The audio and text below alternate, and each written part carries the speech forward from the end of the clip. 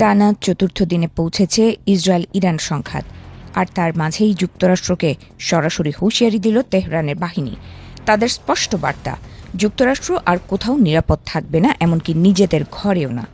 সোমবার এক বিবৃতিতে ইরান জানায়, শত্রুর সুখের দিন শেষ, তারা বিশ্বের কোথাও নিরাপদ থাকবে না। এই বক্তব্য সম্প্রচার করা হয় ইরানের রাষ্ট্রীয় টেলিভিশনে। সংঘাতের মাত্রা যে দ্রুত বাড়ছে, এই হুঁশিয়ারি তার বড় প্রমাণ বলে মনে করছেন বিশ্লেষকরা। ইরানের কাতাম আল আনবিয়া এয়ার ডিফেন্স ঘাঁটির এক মুখপাত্র দাবি করেছেন, কুয়েতে অবস্থিত মার্কিন ঘাঁটি আরিফজানে 12টি ড্রোন হামলা চালানো হয়েছে। সংযুক্ত আরব আমিরাতে মার্কিন সামরিক কমান্ড ও কন্ট্রোল সেন্টারকে লক্ষ্য করে ছোড়া হয়েছে 6টি ড্রোন ও 5টি ব্যালিস্টিক ক্ষেপণাস্ত্র। বাহরাইনে মার্কিন নৌবহরের বাকি স্থাপনাগুলোও ড্রোন হামলায় ধ্বংস হয়েছে বলে দাবি তেহরানের।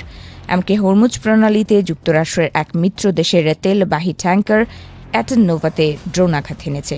জাহাজটিতে এখনও আগুন জ্বলছে বলেও জানানো হয়েছে। তবে এসব দাবির স্বাধীনভাবে যাচাই সম্ভব হয়নি। যুদ্ধের এই আবহে পাল্টাপাল্টি দাবি আর তথ্যযুদ্ধ পরিস্থিতিকে আরও জটিল করে তুলছে।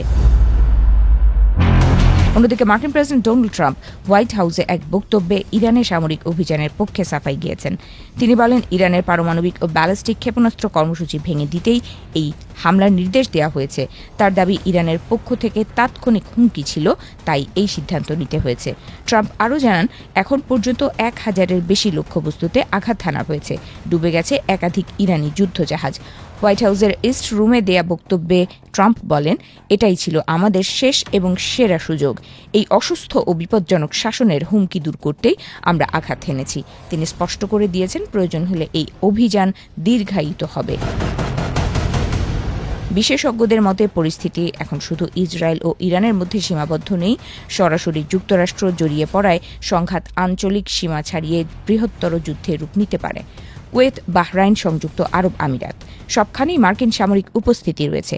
ফলে এসব স্থাপনায় হামলার দাবি নতুন করে উত্তেজনা বাড়াচ্ছে।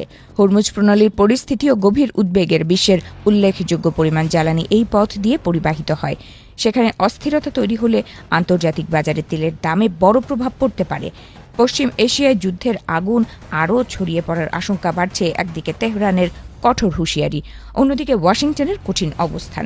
দুই পক্ষই আপাতত পিছু হটার কোনো ইঙ্গিত দিচ্ছে না।